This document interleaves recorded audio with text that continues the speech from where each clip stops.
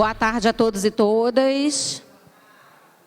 Um prazer enorme recebê-los aqui no Festival do Livro Vermelho do Sintel Rio. Vou dar início logo aqui aos trabalhos. A gente está com um pouquinho de atraso, mas por uma causa nobre, por conta aí do lançamento e da tarde de autógrafos da Clara Ante. E agora vamos então dar início aqui aos trabalhos. No nosso debate, o país sob ataque, disputa jurídica e guerra híbrida.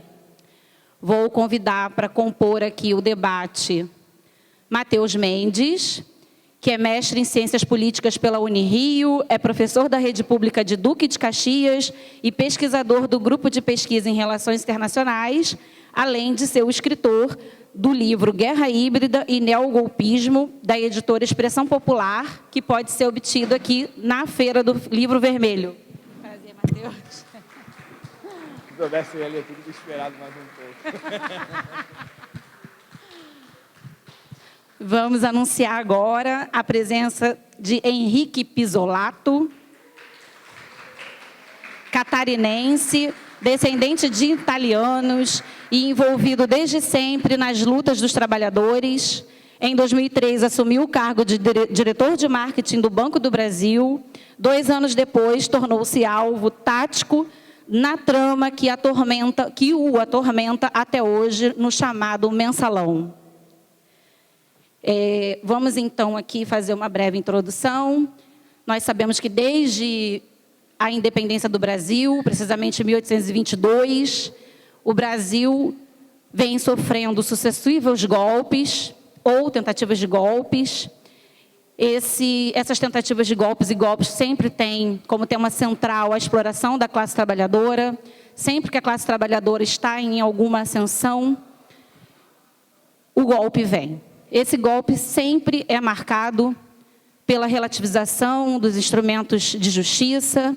Isso se chama...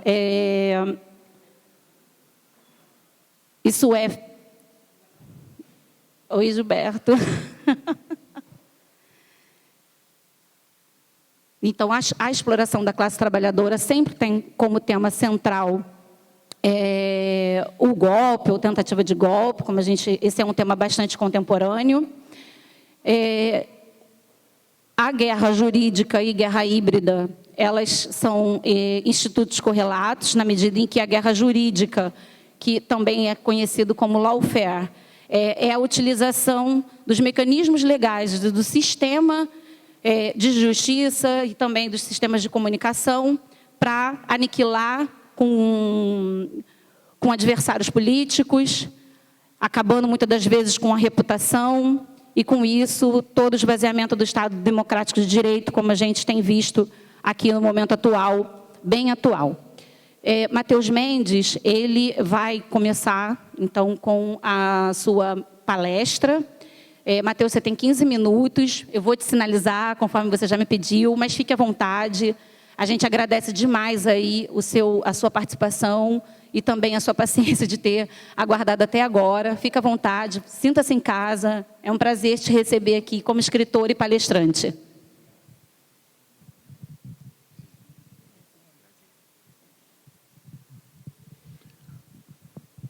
Boa tarde a todos e a todas. Obrigado, Graziele. Obrigado, Pisolato, pela presença.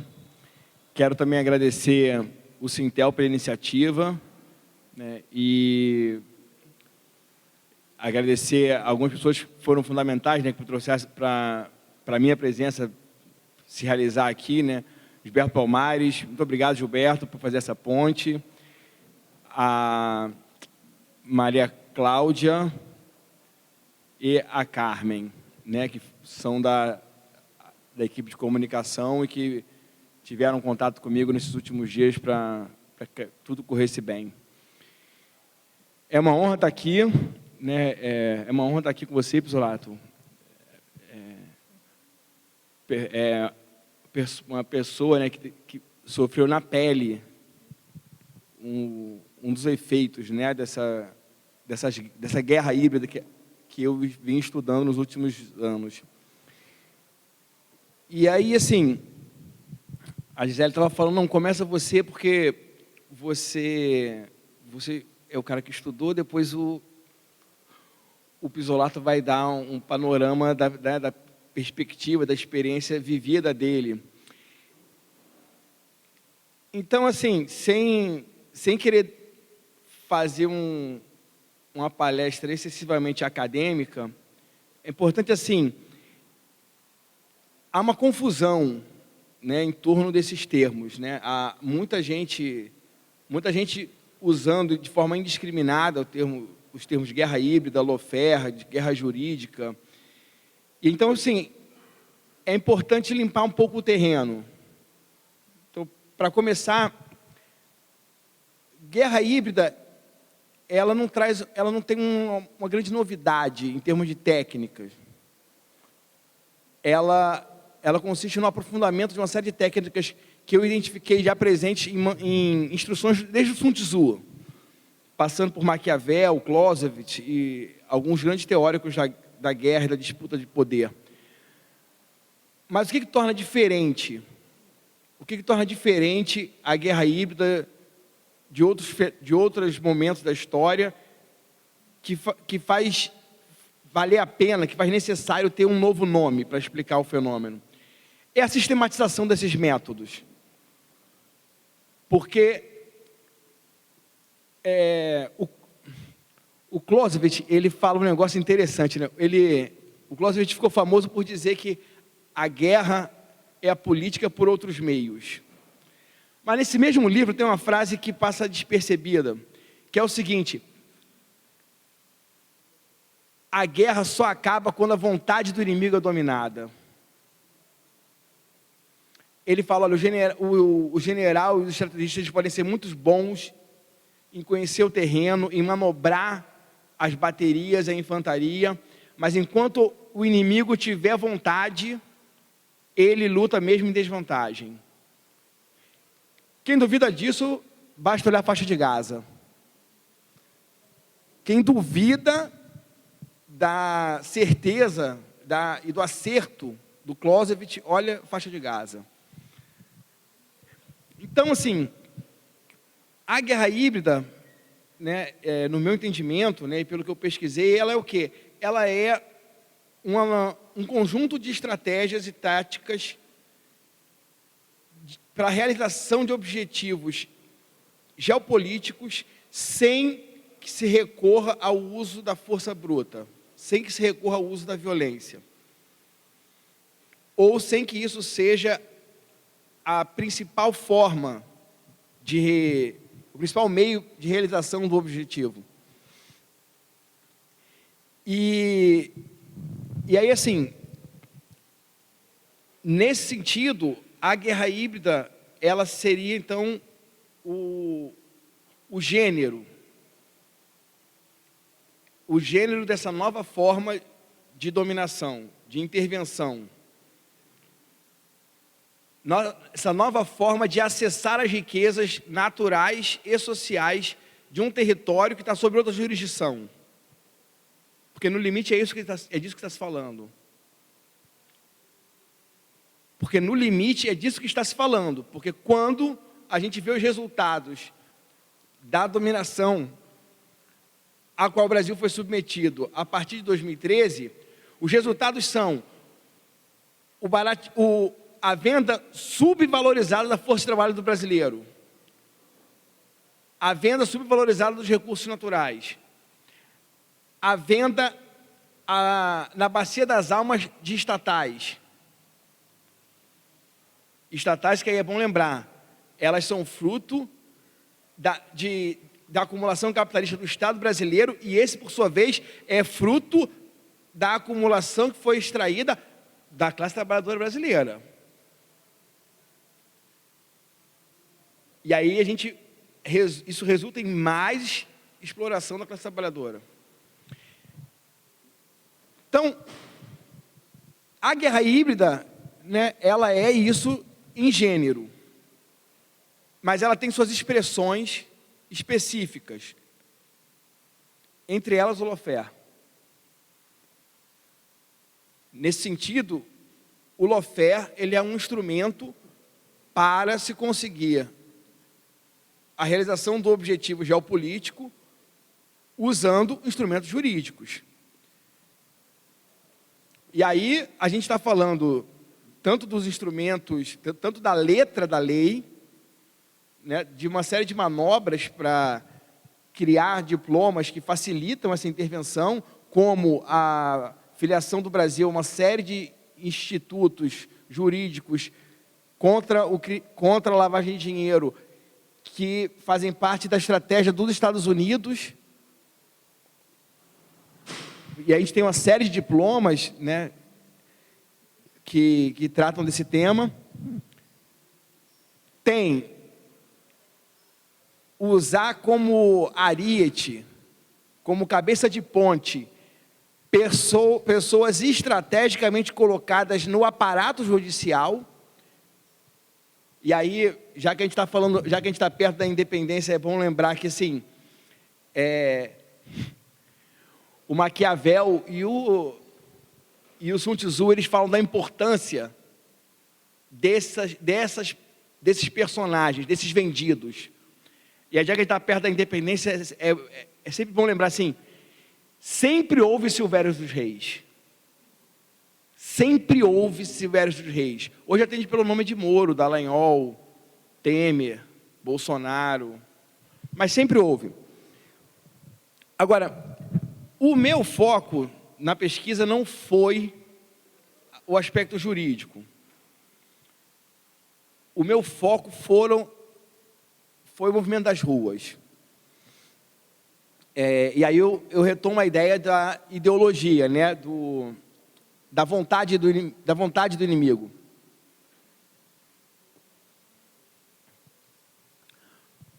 Porque, assim, há muitos anos atuam no Brasil uma série de think tanks, né?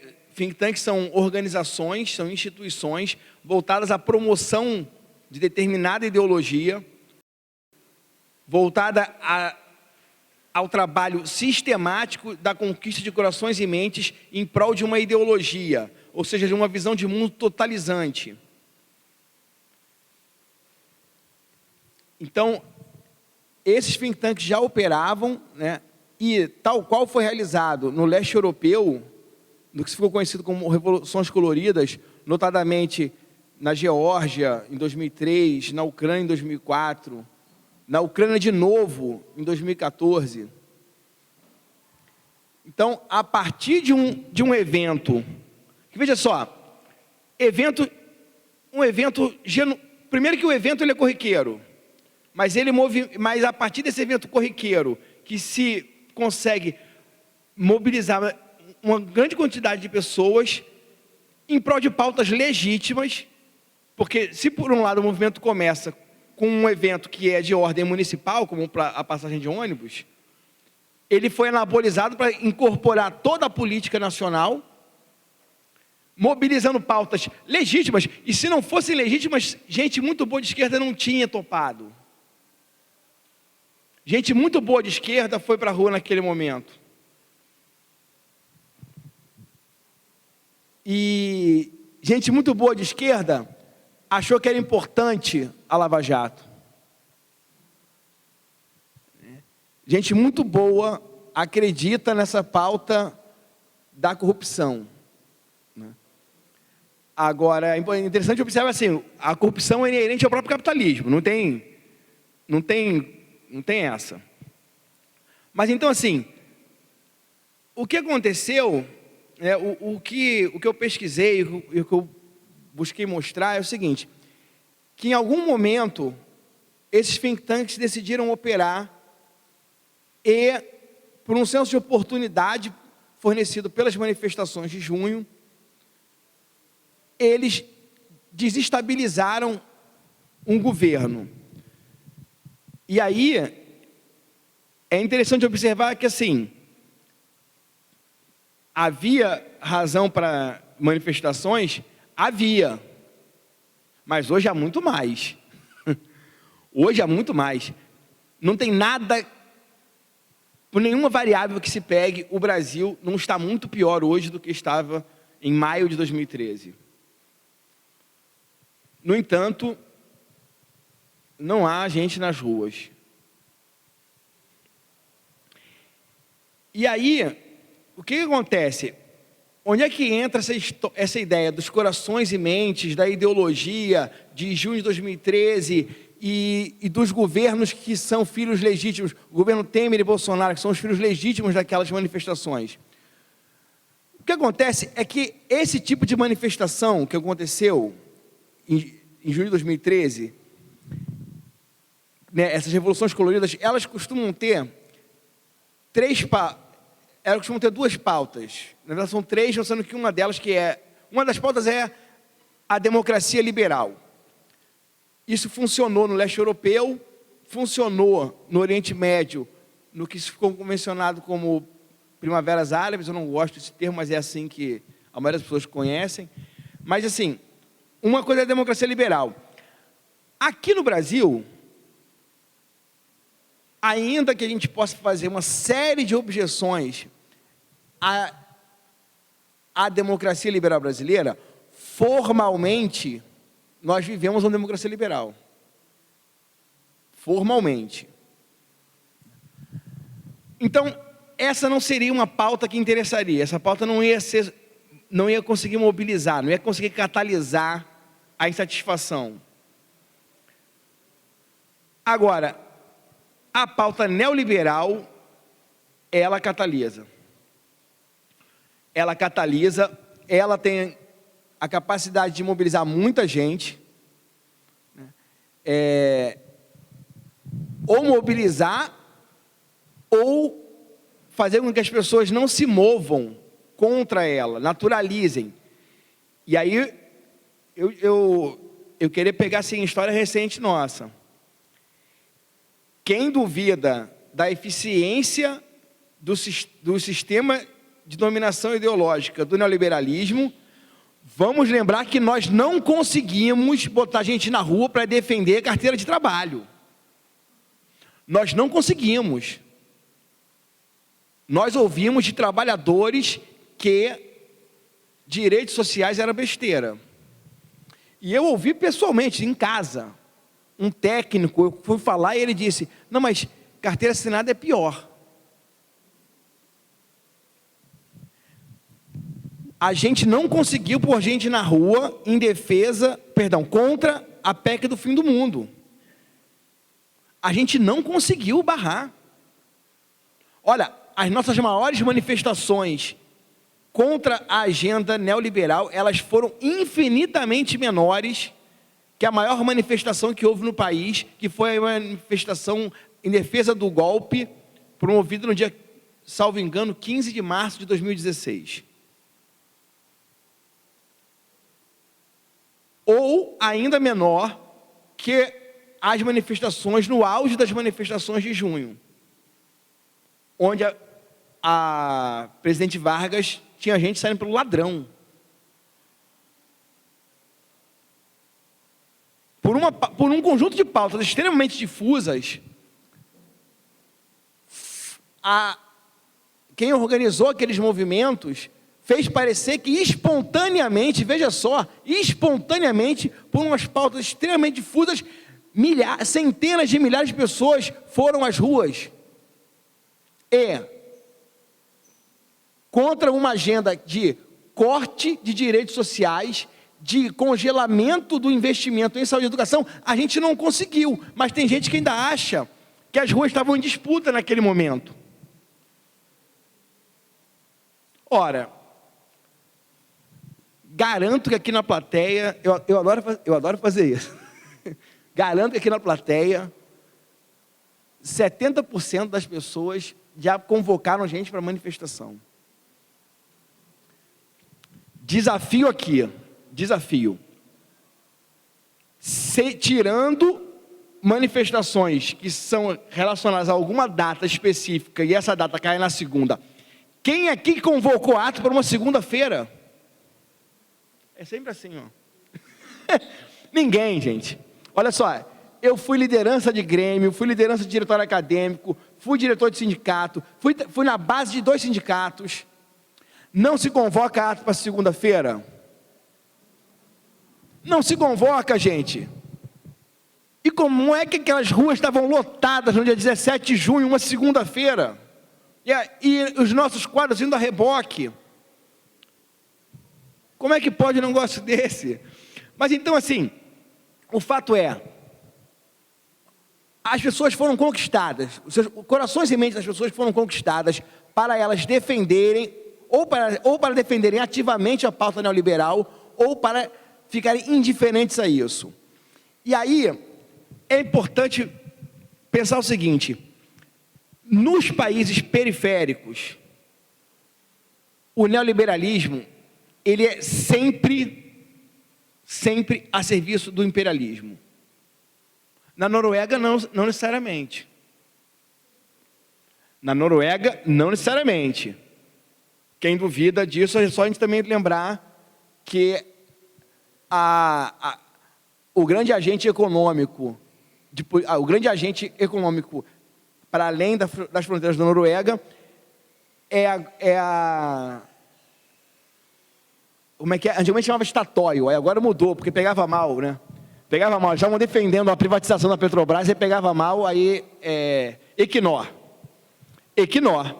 que é uma estatal, ela é estatal. E o que sustenta a Equinor? Ela cumpre um papel extremamente importante na Noruega, que era o que a Dilma queria fazer aqui. Ela é a grande responsável por alimentar o fundo soberano da Noruega, que é o que paga o Estado de Bem-Estar Social norueguês, especialmente o tão idolatrado sistema educacional norueguês, que a mídia daqui enche a boca para defender, mas não fala que é pública, não fala que quem banca é uma estatal. E aí o que acontece? Sempre que se defende esse tipo de pauta, sempre que se defende um sistema neoliberal num país que é uma economia dependente, vai gerar o que chegou no Brasil. Vai gerar, olha só, por isso que há uma relação entre 2013 e Temer e Bolsonaro.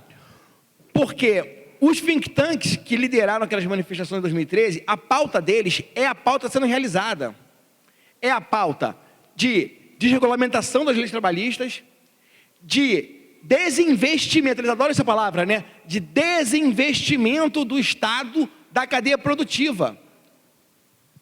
E aí não adianta, porque na ótica neoliberal, existe quando o neoliberalismo é implementado no Brasil, o que acaba vigorando é a propensão marginal a importar. Por quê? A partir do momento que não há um projeto nacional, não há um projeto de um Estado para pensar o desenvolvimento brasileiro, não há um Estado, o Estado sai desse jogo, o que acontece vai valer a relação, o simples cálculo do custo-benefício na ponta da conta. E quando tu pensa isso, é sempre melhor trazer o smartphone do que projetar o smartphone. E eu posso falar isso para qualquer coisa, para o refletor. Daqui a pouco a gente não está fazendo nem mais cadeira no Brasil, é tudo importado. Então, assim, isso vai se manifestar no desmonte do Estado, na redução da capacidade do Estado de intervir, vai resultar no sucateamento dos serviços públicos, na redução do padrão de vida, por meio, inclusive, dos salários, mas, e aí eu vou fazer a ponte para entregar para o Pisolato, vai ter e haver também com o desmonte institucional e com a perseguição ou até mesmo a caça das pessoas que vão contra esse projeto. Porque veja só, quando a gente pega e vê como é que os operadores da Lava Jato, e diante da Lava Jato, né, os que operaram o mensalão, como é que eles raciocinam? Eles raciocinam pela lógica liberal de que a corrupção só está no Estado.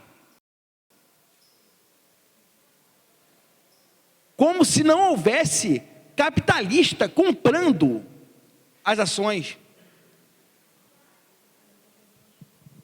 Como se não houvesse interesse privado. E aí, baseado nessa ideia neoliberal, eles pegam e atacam as empresas que estão ligadas à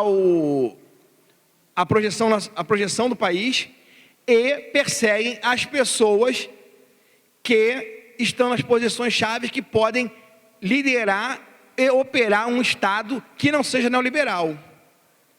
E aí, já concluindo, nesse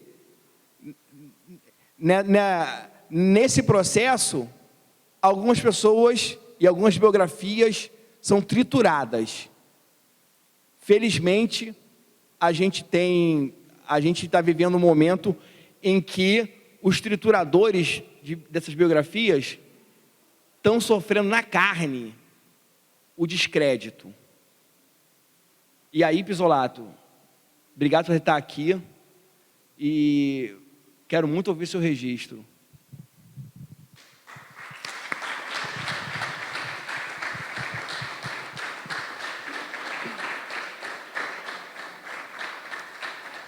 Muito obrigada a você também, Matheus.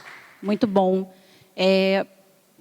O que você está nos relatando aqui, né, através da sua pesquisa, vem sendo confirmado em cada mesa de debate que a gente vem assistindo aqui no Festival do Livro Vermelho, que é a captura, né, da identidade e da noção de pertencimento da sociedade brasileira através dessas pautas que são legítimas, né? Elas são legítimas, elas têm legitimidade, mas elas são manipuladas. E nesse processo de manipulação há uma completa captura da noção de pertencimento e revertido num extremo silenciamento. Só fazendo uso aqui de um exemplo, você falou, né, de ter escutado de um técnico na sua residência, a gente escuta aqui quase diariamente dentro do sindicato que o sindicato é um estorvo na vida dos trabalhadores. É impressionante como a gente tem assistido o desmonte mesmo da imagem das entidades sindicais, das entidades, do movimento social como um todo, né? Isso é muito claro aqui no nosso dia a dia também. Então, a gente tem trabalhadores que vivem e são contemplados por processos de negociação legítimos, que só têm direitos, parte desses direitos só existem porque estão consagrados em normas coletivas, mas que ainda assim se arvoram em desrespeitar da forma mais baixa o seu ente sindical. Então, muito obrigada, né, pela sua brilhante palestra. Eu vou passar, então, aqui a palavra para o Henrique Pisolato, que vai trazer agora a sua experiência, mas a sua experiência nesse tema, nessa temática, como pesquisador e escritor de um livro, mas também como pessoa afetada por essa guerra jurídica que se instalou no Brasil. Ele foi uma das pessoas atingidas pelo processo do Mensalão, e então vai trazer aqui para a gente a sua visão do Mensalão, como pesquisador, mas também como pessoa afetada.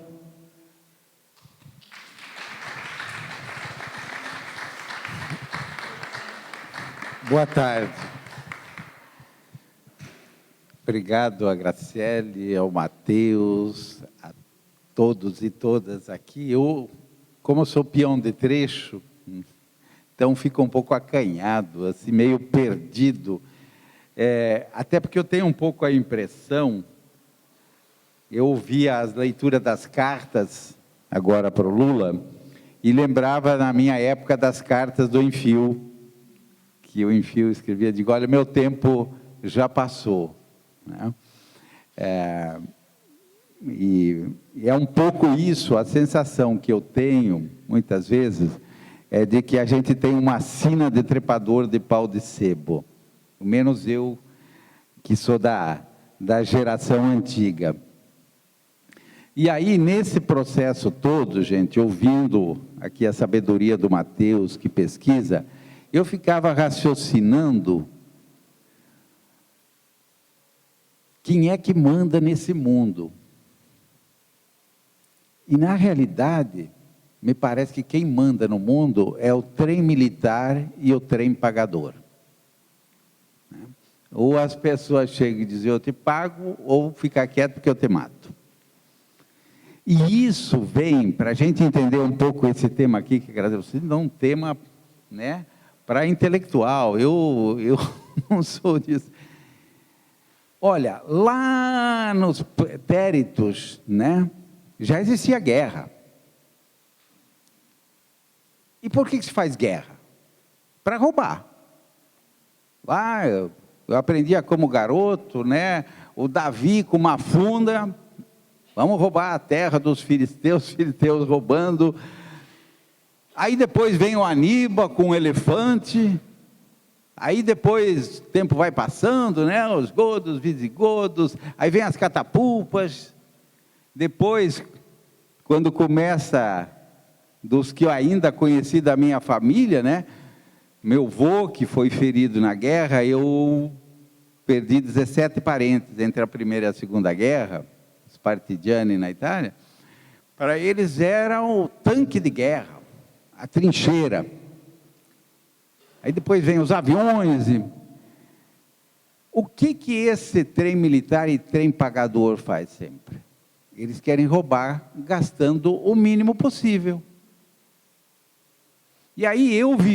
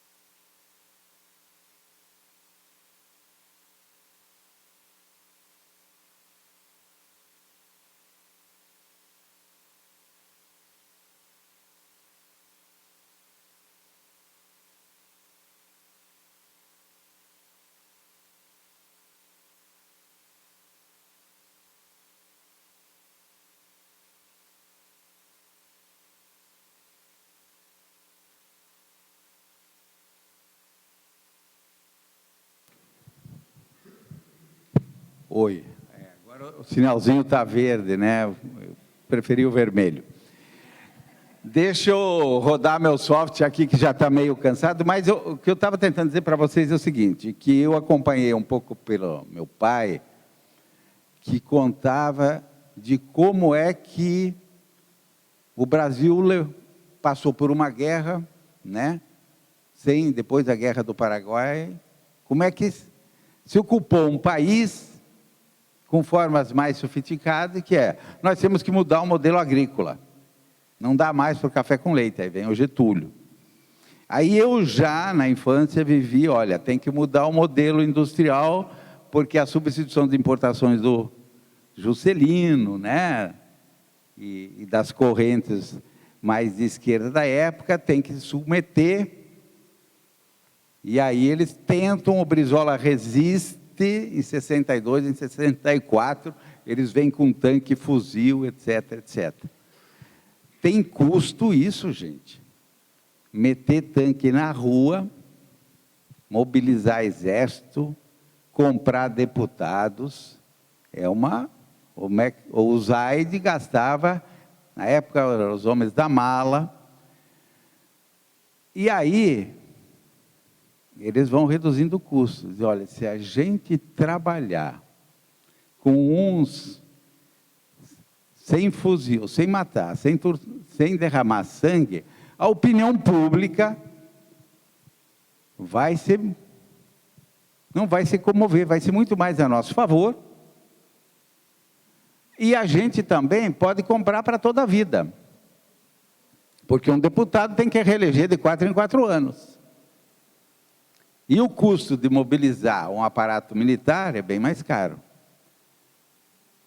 Então, vamos treinar o pessoal.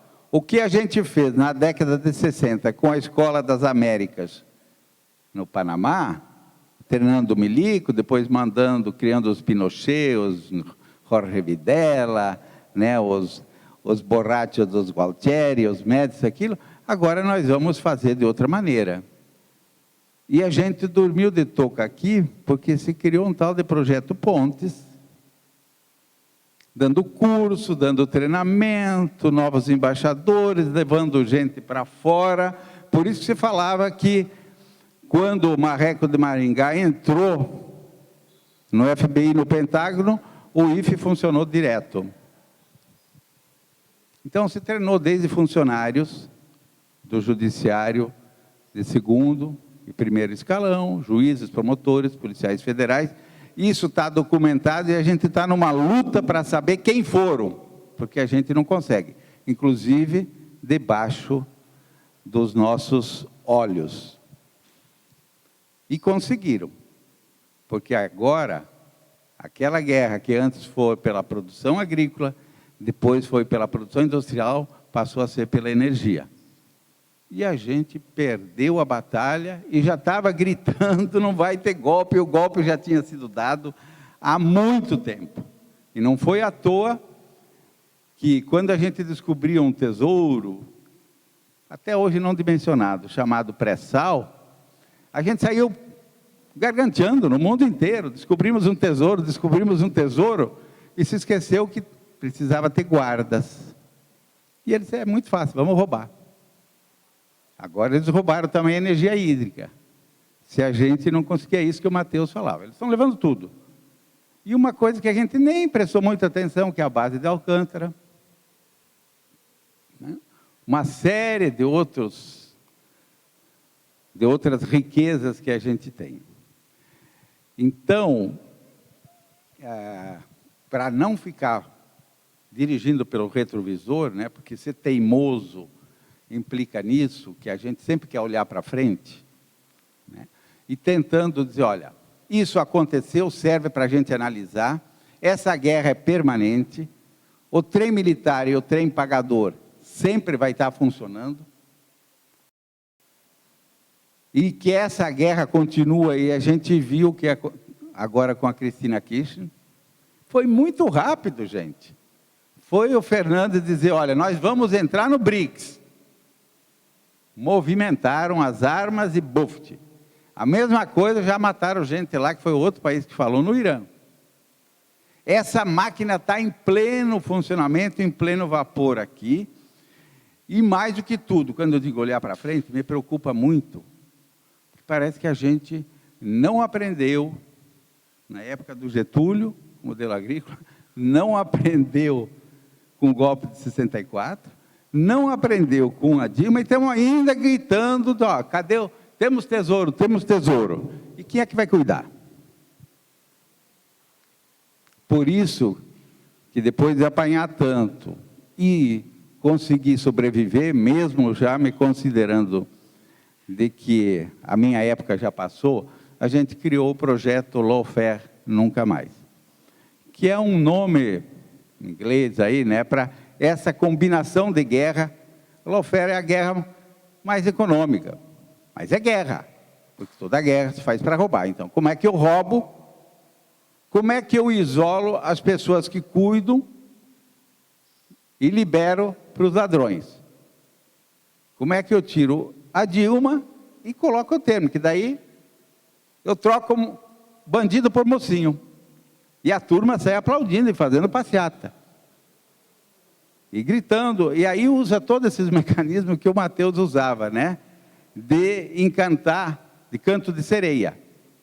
E Maria vai com as outras e que a gente vai por um brinquedinho. Isso é da história, desde os espelhinhos da época do Cabral. Né? Que eles sabem muito bem como fazer. Então, para não me alongar no tempo e não levar um puxão de orelha, porque já é tempo que eu não frequento mais aula, o que é que a gente faz agora? Eles já sabem que a gente vai ganhar a eleição. Né? Tudo indica que vai ser em 2 de outubro. Né? E eu ainda estou apostando, mesmo com todas as pisadas de bola que a gente deu. a gente vai faturar isso. Isso não quer dizer que a gente ganhou a guerra e que eles entregaram a rapadura. Eles nunca entregam, porque os donos da guerra vivem disso, eles só sabem fazer guerra. Se eles não roubarem, já pensou o que seria a Europa se ela não viesse roubar a América Latina no século XV? O que é que eles iam viver lá? Estavam morrendo de fome, não tinham mais como sobreviver, eles tinham que optar entre tratar cavalo, plantar batatas, plantar linho para fazer roupa, e os animais para ter carne. E morriam atolados lá em pântanos de pestes, isso, aquilo, porque não dava mais. Então vamos roubar a América. E daqui que foi, inclusive a batata inglesa, que não tem nada de inglês, que é do Peru, né, e que os ingleses pirateavam. A nova pirataria deles hoje. Está muito bem organizado isso, como funciona. É só a gente olhar como a OMC trabalha, como nós fomos dóceis em fazer leis para eles entrarem dentro do nosso quintal. Então, o que é que a gente precisa fazer, gente? Nós precisamos primeiro ter uma visão geopolítica, né? Esse livro aqui conta da pisada de bola, é uma tradução, eu tive o prazer de fazer o prefácio, de como a França perdeu a maior empresa num golpe jurídico. E quem comprou foi a grande concorrente. A Aston foi comprada pela GE, que pagava e que controlava os promotores de Nova Jersey que vinham conversar aqui em Curitiba. E aí, quando eles perceberam, Inês era morta. E toda a energia nuclear da França é produzida por quê? Inclusive os submarinos nucleares, que agora tem a polêmica com o Altão. Está aqui na banca, inclusive do Cotter, o livro. No final do meu livro, que eu não vou falar muito porque é só, mas eu falo um pouco sobre o importante de olhar para frente, porque a gente conta uma historinha, e para dizer o seguinte, gente, concluindo, ou a gente arma uma trincheira agora, ou a gente começa a pensar de que o que aconteceu com o Zelaya, do que aconteceu com o Lugo, do que aconteceu com o Evo Morales, do que aconteceu com o Rafael Correia, o que aconteceu com Alan Garcia, que não resistiu, ele tinha sido presidente 2 vezes do Peru. O que aconteceu com o Dilma, o que está acontecendo com a Argentina, o que está acontecendo, estão tentando agora no México, na Venezuela, e assim por diante. Tem endereço, tem organograma, tem quem faz, tem distribuição de cargos e salário, e para isso, nós temos que começar a colocar colete à prova de bala e se prevenir, ou, eu não sei, mas eu acredito que ainda eu vou viver o 4º golpe ou ocupação. E eu não tenho mais paciência para isso. Não tenho vocação para trepador de pau de sebo, que chega lá e cai de bunda. Então, o que a gente precisa fazer rapidinho? A primeira coisa, tem que ganhar a eleição agora. E no dia 2, vamos encerrar essa fatura. O novo governo tem que ter, no mínimo, uma secretaria no Ministério da Justiça para cuidar desses temas, para criminalizar essa troca de documento que se faz como se isso aqui fosse a casa da mãe Joana. Vem um cara dos Estados Unidos, eu mando o documento para lá, os caras pegam os meus documentos, processam a Petrobras, vem outros da Suíça, né? E a nossa soberania que se dane.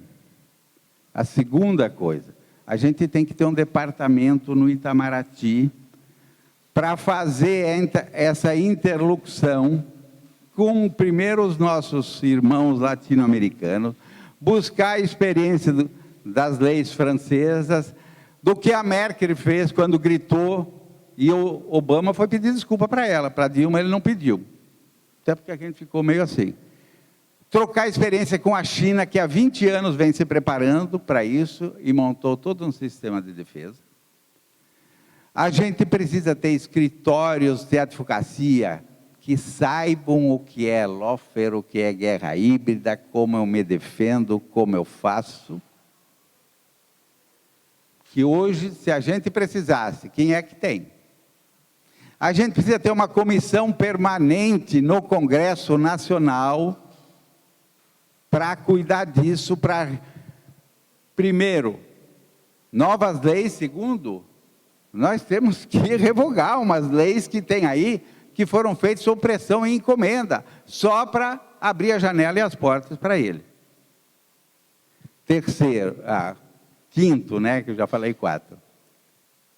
Como é que estão as nossas universidades? Tem gente estudando isso? O que a gente aprende nas universidades? Tem alunos? E como é que vai ser a nossa comunicação? Porque senão a gente vai ser golpeado logo, logo. E aí, só em homenagem, né, a um grande amigo que está aqui, que eu conheci há pouco tempo, né, que a gente conversava há pouco, que é o Guimarães Rosa da Amazônia, né? É o Nicodemo Senas que está aí. Sabe por onde que eles vão golpear a gente agora? Pela Amazônia. É o próximo passo. Porque é o que sobrou da humanidade. São os ecossistemas, são as formas de vida, né? É a água, que é a essência principal, e eles vão judicializar a Amazônia para detonar, sem paranoia, gente. Eu estou velho demais, já fui chamado de louco, de paranoico, de mania de perseguição, e só apanhei, e depois os caras diziam, até que você tinha razão. Eles vão golpear o Lula. Eles golpearam o Getúlio Vargas, que era deles, gente, que era um latifundiário. Chegaram para ele, ou tu te mata, ou a gente te mata. Vamos parar com essa história de salário mínimo, assim por diante. Fizeram com o Jango. Pega o que o Jango propôs na época. Olha o que a esquerda, o Lula e a Dilma fizeram no Brasil. E não serviu para eles. E eles vêm, eles armam. Então, a gente tem que ganhar a eleição, mas tem que fazer seguro para o próximo governo, para que a história não se repita sobre a forma de tragédia. Desculpe se me julgarem paranoico, é o meu defeito.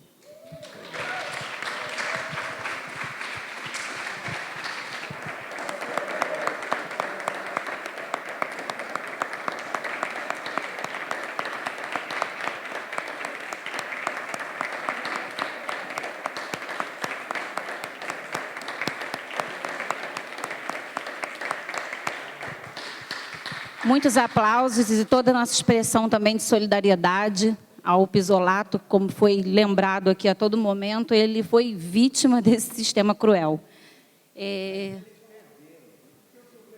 Sim.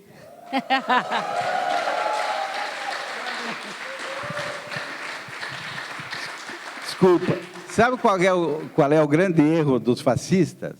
Eles querem enterrar todo mundo. Já dizia meu tio, meu avô. Só que se você enterrar a semente, né?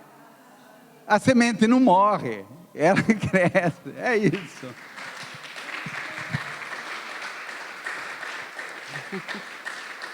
A semente não morre, a semente está florescendo, está aqui num palco, num debate extremamente rico e necessário, e o melhor, com uma perícia técnica que provou a inocência dele.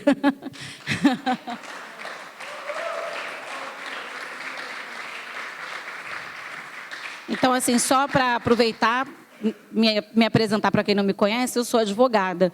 E dentro de um contencioso, seja civil, penal, trabalhista, seja lá o que for, a prova técnica, ela é uma prova extremamente respeitada, né? Porque ela é feita por experts. Então, é bom a gente ressaltar aqui essa prova pericial, que é uma prova técnica, que foi feita, elaborada por experts, e que trouxe o livramento aqui do Henrique Pisolato nesse processo que a gente agora não tem mais dúvidas, né, que tinha todo uma encomenda por trás dele. Tá? Nós vamos, então, agora abrir para as perguntas. As perguntas a gente pede que sejam elaboradas em 3 minutos, para a gente poder dar voz e aproveitar o máximo aqui do nosso debate. Então, qual o seu nome? Eduardo. Gilberto Palmares. Eduardo, você está com a palavra. Boa tarde ou noite a todos, todas. Sou Eduardo, professor de História, militante do PT. Tive o imenso prazer de conhecer o Matheus quando a gente se dirigia para São Bernardo, né, naquela ocasião tensa em que o companheiro Lula, a meu ver, agiu certo. Era a minha posição que ele se apresentasse. Quem não deve, não teme. E Pisolato, um grande partigiane, come io. Mas a reflexão que eu quero trazer para vocês dois é a seguinte. Eu fui muito contemplado na fala dos dois. Faço essa reflexão que você, Matheus, faz sobre o esvaziamento da rua e a direita conseguindo, da forma dela, mas conseguindo ocupá-la. A gente que achava que a rua era nossa e a gente tem que ter humildade para reconhecer os novos tempos. E, mal ou bem, eles se mobilizaram. E a fala dos dois, se parece, vai de encontro com a minha maior aflição.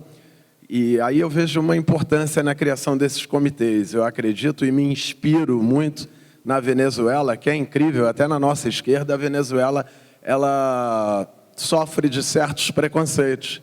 Mas o que garantiu e garante a permanência do chavismo no poder? Acima de tudo, é a mobilização da sociedade, a organização, né? É você mostrar ao povo que sua vida está melhorando, sim, porque existe um governo que está implementando política pública nesse sentido. E é lógico que quando você não mais fica de joelhos para o imperialismo, é óbvio que isso vai incomodar. Então eu fico preocupado porque às vezes eu percebo um certo oba-oba na esquerda e isso, Matheus, vai nessa questão da rua estar esvaziada também, né?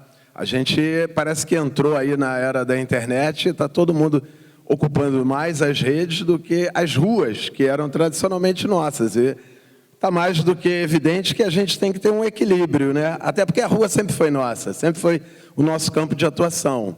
E a gente está começando a ocupar a rede.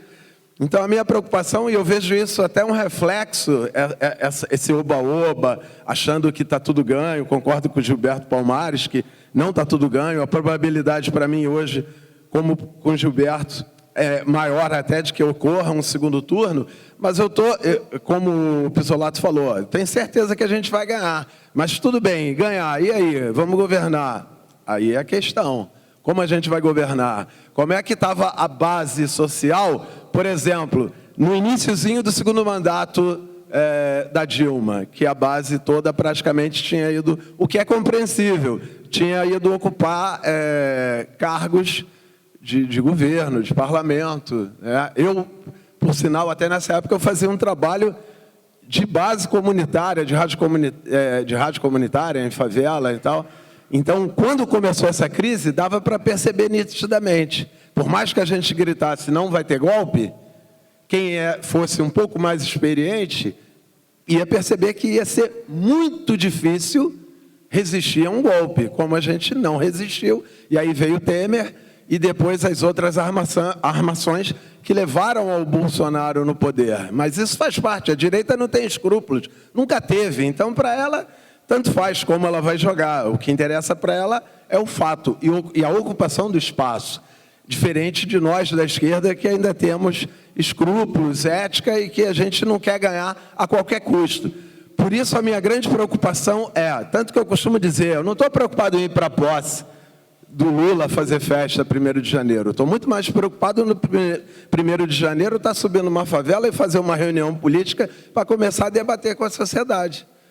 Que governo vai ser esse? Porque também, às vezes, a gente pode criar uma gigantesca expectativa que vai ser o melhor governo de todos e a gente tem que ter humildade, até trazer a coisa da linguagem do futebol, que o Lula sempre foi craque nisso, em trazer essa linguagem e conseguir chegar na massa. A gente tem que ter, né, segurar a onda e ser humilde. Quem garante? Então, A minha preocupação é essa, é a gente governar e a gente mobilizar a sociedade a cada dia, a cada momento. Não tem nunca nada ganho, é como eles disseram aqui, a luta é eterna, é permanente, é a cada dia. Então, essa é a minha grande preocupação, da gente continuar mobilizado, organizado e cada vez mais aprofundar essa mobilização. E aí o trabalho e a experiência de vocês é fundamental para a gente ficar em alerta. Tá? Então, eu queria que vocês fizessem essa reflexão com a gente. Obrigado. Obrigada. Não sei o que vocês preferem, eu acho que a gente podia ouvir o Gilberto e aí depois...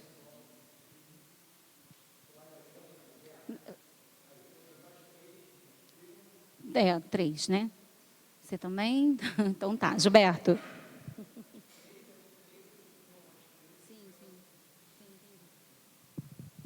Pessoal, eu não sei, né? Às vezes a gente está sempre dividido entre a racionalidade e a emoção, um ou outro prevalece.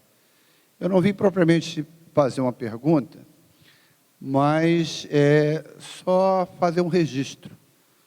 Porque eu acho que o quadro e a pesquisa do Marco mostra isso, quando ele pega das manifestações de 2013. Eu me lembro que na manifestação de 2013 eu tive uma surpresa de vários. Chegou ali na esquina da Rio Branco, um grupo de manifestantes quase bateu nos companheiros da CUT que estavam com bandeira. Isso era inimaginável. Ali estava a reação já de pensamentos mais à direita. Mas eu queria só fazer um registro, eu queria depois que o Pisolato e o Marcos falassem a respeito disso. O Emicida, eu acho que pautou muito a gente no filme dele com aquelas expressões que veio do Belchior, que disse: o ano passado eu morri, mas esse ano eu não morro. Eu prefiro apostar nisso por 2 razões. Primeiro, que por mais inocente, ingênuo, imaturo, por mais que a gente reflita menos do que devia, a gente aprende com a experiência, aprende com a vida. E eu digo que o ano passado nós morremos, mas esse ano não vamos morrer, por uma série de questões. É bom a gente analisar o outro lado da moeda também. Eu vou falar uma coisa que ninguém concorda. A esquerda tem tido no Brasil uma força enorme. Os segmentos populares têm tido no Brasil uma força enorme. Porque parece que está tudo contra a gente vê o seguinte: a juventude, que sempre foi rebelde, trouxe aqui para esse seminário, numa série de mesas, vários jovens que estão pensando o Brasil, como é o caso do Marco. A esquerda trouxe em várias mesas aqui, figuras como o Pisolato, que comeram o pão que o diabo amassou na mão da direita e continua aqui, falando, discutindo. O primeiro colocado nas pesquisas é um homem que, desde o mensalão, teve a mídia toda o execrando e que, mesmo na cadeia, permaneceu em primeiro lugar nas pesquisas. E que, saído da cadeia, mesmo com a mídia conta, está aí à beira de ganhar as eleições. E eu acho que, eu queria saber a opinião, eu acho que tem coisas que estão dentro do coração de parte do povo brasileiro. Eu acho que se de um lado a gente errou, no meu entendimento, porque no governo do presidente Lula melhorou muito a qualidade de vida dos setores populares, melhorou o salário mínimo, fez o Bolsa Família, mas eu me lembro que um disparador, pelo menos aparente, das manifestações de 2013, como em vários outros momentos, foi o preço da passagem. Quer dizer, nos chamados acesso aos serviços públicos, por mais que a gente tenha avançado na educação e tal, em outras coisas a gente não avançou. A gente também peca por achar que automaticamente as pessoas vão entender o que está sendo feito. Eu vou dar só um exemplo rápido, porque eu já sei que estou mantendo. Eu sou do movimento sindical e eu me surpreendia quando via o Lula aumentando o salário mínimo acima da inflação. 2/3 dos aposentados do Brasil ganham salário mínimo, e eu encontrava aposentados, inclusive da minha categoria, já na época, não na época que a gente estava de desgraça não, que falava: o Lula é contra os aposentados. E sabe por que o Lula era contra os aposentados? Porque ele era reajustado todo ano, mas o salário mínimo estava sendo reajustado acima da inflação, ele ganhava no ano seguinte menos salários mínimos do que ganhava no ano. Ele não estava sendo prejudicado em nada, a base dos aposentados ele estava ganhando. Então, isso é um exemplo, cara, que não basta fazer pela população e pelos pobres. O debate das ideias, o debate ideológico é central.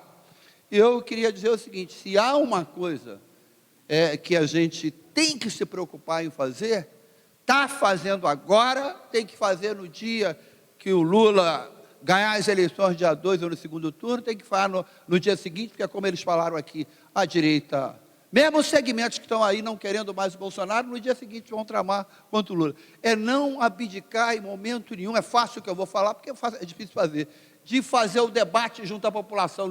A gente tem que se preocupar em como o Estado ou o governo vai se aparelhar melhor, mas tem que se preocupar também em como o movimento sindical, por mais que você tenha num governo que possa, de repente, estar tomando atitudes que minorem o sofrimento do povo, por mais que o Lula, amanhã depois, vá rediscutir a reforma trabalhista, o movimento sindical não pode baixar, o movimento sindical e o movimento social não pode baixar a guarda de forma nenhuma, principalmente porque o debate das ideias, o debate de mobilização da população, o debate de esclarecimento da população, num país gigante como o Brasil, né? Continental, com 200 milhões de habitantes, complexo, com uma classe média complicada para burro, que às vezes o que o governo está fazendo de bom incomoda setores da classe média, porque ele vê o mais ferrado se aproximando da condição de vida dele. Então, se há uma coisa que é fundamental, além de várias outras coisas, a política internacional e tudo mais, é a gente definitivamente, num quadro muito mais difícil. Eu sou de uma época que falava em mobilização, a gente falava em partido. Era o Partido Comunista, era o Partido dos Trabalhadores. A instituição partido ainda é importante, mas ela não encanta mais grande parte da juventude, mesmo os jovens que se mobilizam, mesmo os jovens que têm posição generosa. Então, é a gente pensar como agora, nos próximos 30 dias, construir a vitória do Lula, de preferência no primeiro turno, construir uma bancada maior, tem que eleger deputado federal, deputado estadual, senador. Aqui no Rio tem a questão do Freixo também, que a gente tem que colocar. Esse cara aí que está na frente das pesquisas, está falando pouco no Bolsonaro, mas é direita, é contra pobre, e deu uma alavancada na pesquisa. E, no dia seguinte, ato contínuo, a mobilização para continuar discutindo, para explicar para a população, eventualmente, as dificuldades de governo, para explicar programas que sejam apontados para beneficiar o governo. Quem lembra do Mais Médico? Óbvio que a direita ideologizou o Mais Médico a favor dela, usou corporações médicas, inclusive, contra o Mais Médico. Então, o debate das ideias, o debate ele tem que ser feito de forma permanente, sob pena de nenhuma vitória ser consolidada, e essa é a minha pergunta para o Pisolato e para o Marco. Obrigada, Gilberto. Você. Ah, sim, desculpa. Qual o seu nome? Joseph, com a palavra. Boa tarde a todos, meu nome é Joseph, sou advogado e também estou fazendo medicina, estou no último período. E eu queria cumprimentar a todos, né, também os presentes da mesa, pela importância do evento e colocar aqui que a gente realmente tem que ter muita atenção, né, nessa reta final que a gente está chegando aí das eleições, para não perder a fé, né, a gente acreditar que a gente vai ganhar, mas também a gente ter atenção para os movimentos que o outro lado está fazendo, né, para que no final a gente tenha êxito. Mas eu queria fazer duas perguntas, uma para cada participante. Eu queria que eles falassem um pouco sobre a relação entre a internet e todas essas coisas que a gente viu acontecer, né? A relação entre a internet, a guerra híbrida, a relação entre a internet e essa construção, digamos assim, de narrativas, né? Que levaram, por exemplo, ao descrédito dos líderes da esquerda no Brasil. Eu queria que vocês fizessem essa comparação, né? Falassem um pouco sobre isso. Obrigado. Matheus.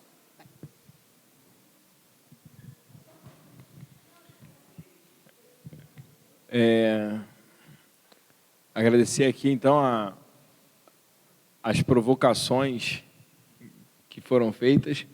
Começar pelo final. Só um parêntese. O Joseph, ele esconde o jogo, porque, na verdade, o Joseph é uma figura, rapaz. Ele é advogado. Eu o conheci fazendo mestrado comigo em ciência política. Aí depois eu fui saber que ele está fazendo faculdade de medicina. É uma figura. Então, assim, por acaso, eu participei da seleção no Instituto Lula no final do ano e ganhei uma bolsa para produzir um trabalho. E o tema que eu apresentei, que foi contemplado, foi essa relação entre tecnologia de informação e comunicação, ideologia e geopolítica. Porque realmente há um flanco muito grande e que a gente da esquerda ainda não aprendeu como se movimentar, né? A capacidade que a internet proporciona para perfilar uma população e assim poder intervir, né, no processo político, a internet abre uma possibilidade enorme e a gente ainda não sabe trabalhar nesse campo. Porque assim, como é que a gente da ciência política trabalha para interferir, para influenciar o processo político? Primeira coisa, o que é indispensável é conhecer a população. Então, até antes da internet, das redes e mídias sociais, o processo incluía as pesquisas de campo, por amostragem, mas aí você tem que treinar pesquisador, você tem que mandar o cara em campo, fazer a pesquisa, contar com a boa vontade que a pessoa responda o questionário. Com as mídias sociais, a partir dos likes e dos compartilhamentos, a gente está fornecendo material que pode ser quantificável, pode ser transformado em dados, e assim a gente está fornecendo o perfil da população praticamente em tempo real. Basta saber minerar esses dados. E a partir daí, transformar isso, associando o trabalho de psicologia e matemática, transformar isso em comandos para interferência política. Porque é possível identificar os gatilhos. E para sair um pouco do campo teórico e vir para um campo mais prático, assim, eu não sei vocês, mas eu não fazia ideia o que estava acontecendo nas bolhas bolsonaristas em 2018. E eu não sabia por quê. Porque na hora que os programas rodaram para perfilar a população, eles viram que não adiantava mandar para mim. Por isso que não chega. Agora, experimenta curtir uma postagem ou comentar uma postagem ligada a alguma coisa bolsonarista para você ver como que a tua timeline vai sofrer uma enxurrada de postagem de gente que às vezes é do teu grupo, das tuas redes, mas que você não faz ideia o que essas pessoas fazem nas redes. Bem, e aí, tentando aqui passar pelas outras falas, né? O centro, tanto do que o Eduardo, né?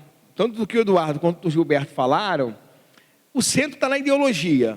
E esse também é o centro do meu trabalho, também é o centro do livro que eu escrevi. E aí, assim, vamos lá. Ideologia, Forças Armadas, Brasil e Venezuela. Olha, as Forças Armadas venezuelanas, elas têm na sua lei, no primeiro capítulo, o primeiro artigo da lei, fala o seguinte: as Forças Armadas Bolivarianas da Venezuela são uma instituição anti-imperialista. Primeira frase, ela é anti-imperialista. Experimenta fazer um negócio desse aqui no Brasil. Sabe por que não funciona? Porque é o seguinte: a formação intelectual dos militares brasileiros, ela seria antiquada se ela não fosse entreguista. Porque, veja só, eles se arvoram em dizer: nós somos os defensores da soberania. Ora, cara pálida, então vamos discutir soberania? Porque as fronteiras brasileiras não foram ameaçadas. Mas a riqueza brasileira está sendo entregue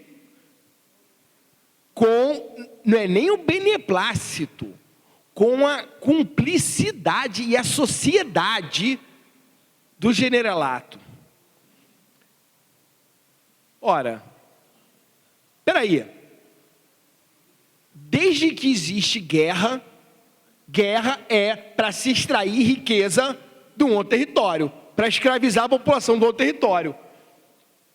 Então, na lógica dos militares brasileiros, que seguem uma ideologia de que a nossa fronteira não foi atacada, nossas riquezas estão se esvaindo com a fronteira preservada, mas está tudo ok. Por quê? Porque eles são neoliberais. E aí é o seguinte: a gente errou quando fala assim: mas vamos fazer a autocrítica do governo PT. Eu falo: beleza, quer fazer autocrítica? Eu faço. Tem duas principais autocríticas a fazer. A primeira: a gente não foi o PT que é o demônio que eles falam, porque se a gente tivesse ocupado o Estado brasileiro, a gente não tinha deixado isso acontecer, e isso a gente não ocupou, e aí que a gente errou.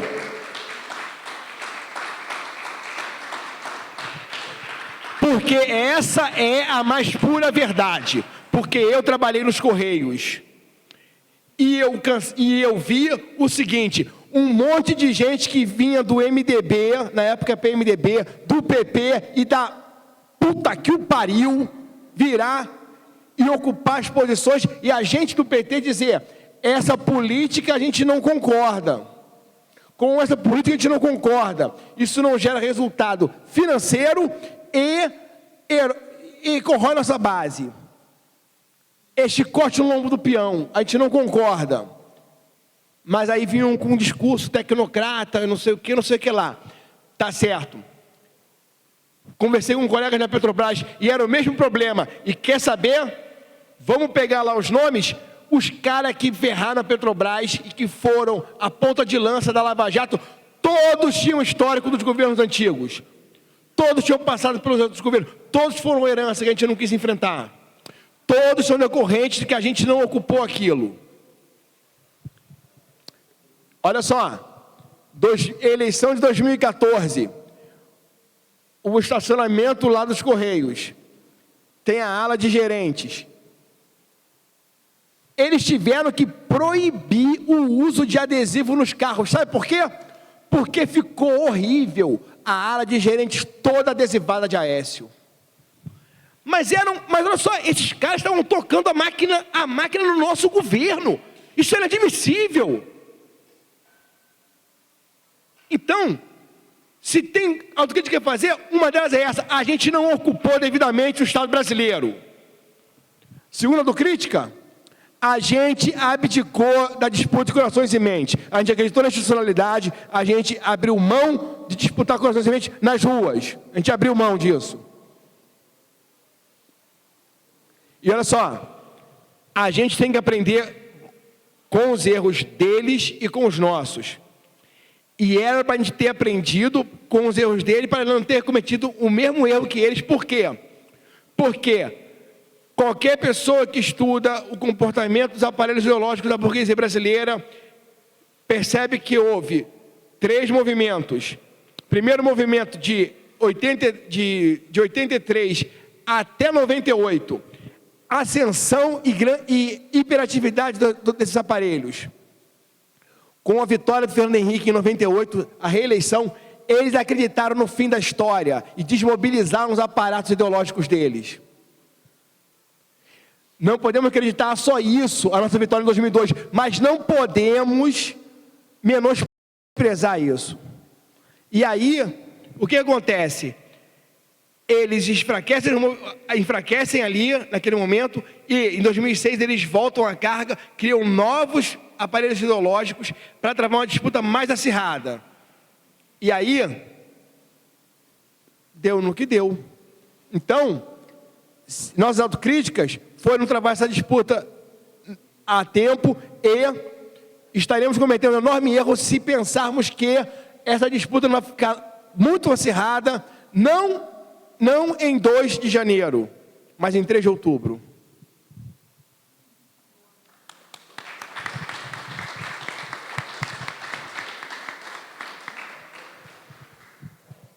Olha, quase que eu tenho dito, concordo com o Matheus, mas pela idade eu sou bastante pragmático.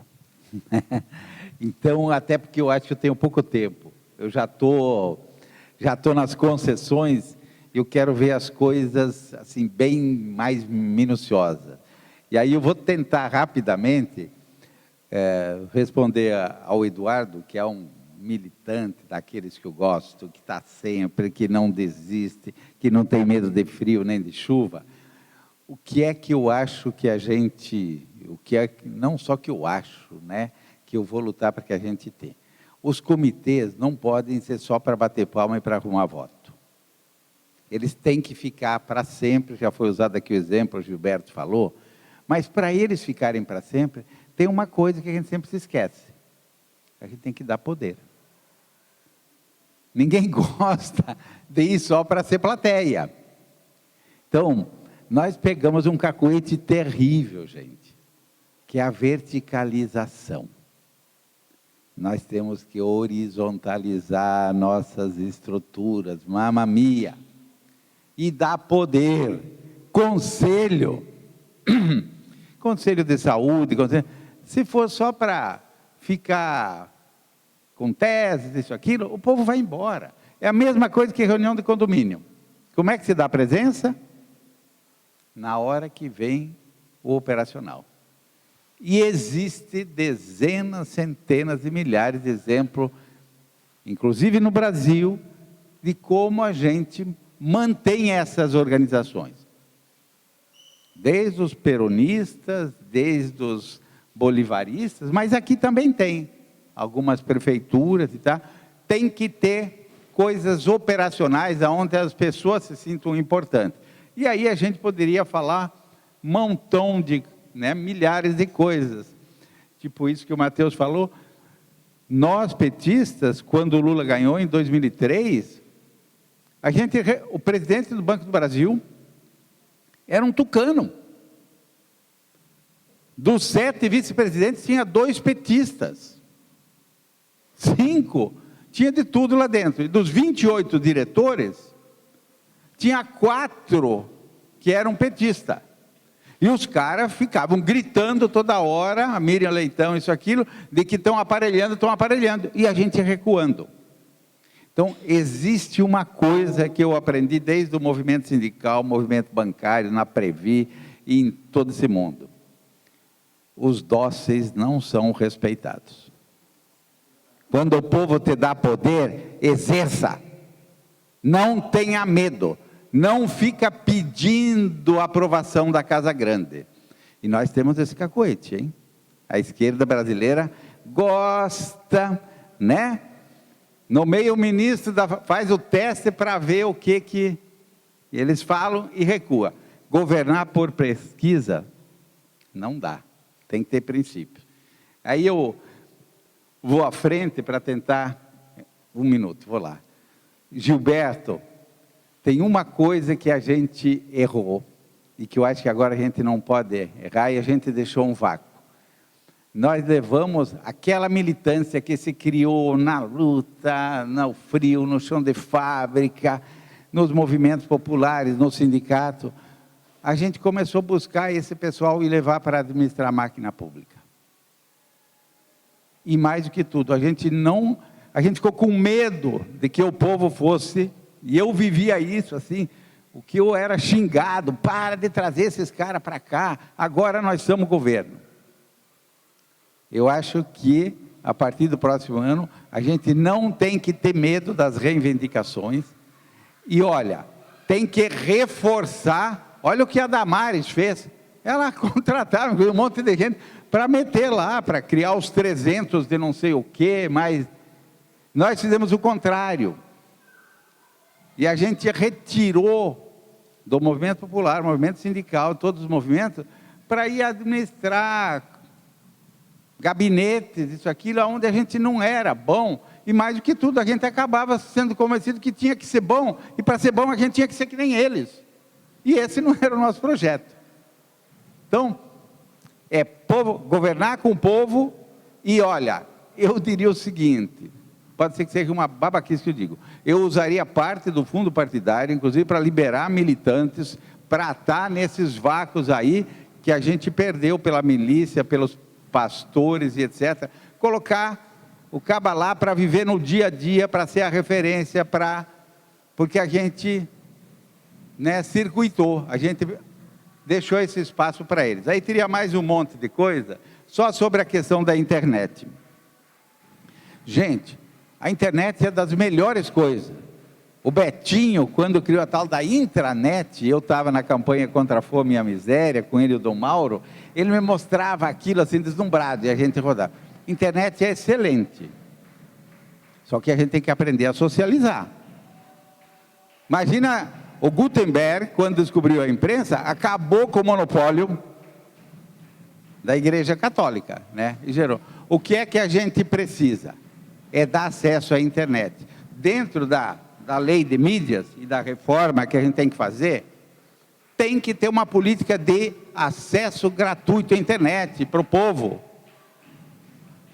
Isso é o mínimo que a gente pode fazer. Produção de conteúdo, EBC, produzir conteúdo com qualidade, sistema de distribuição, acabar com os cartéis da mídia, e o povo tem que ter. Gente, isso é bom para tudo, porque o povo não tem dinheiro para comprar dados para a internet. Era isso, rapidamente.